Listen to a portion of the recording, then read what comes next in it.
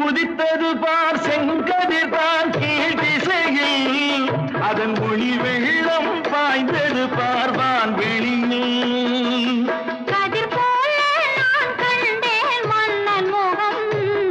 அதன் ஒளியாலே மலரும் நான் செங்கமலம் செங்கமலம் மூன்று தமிழ் தோன்றியதும் உன்னிடமோ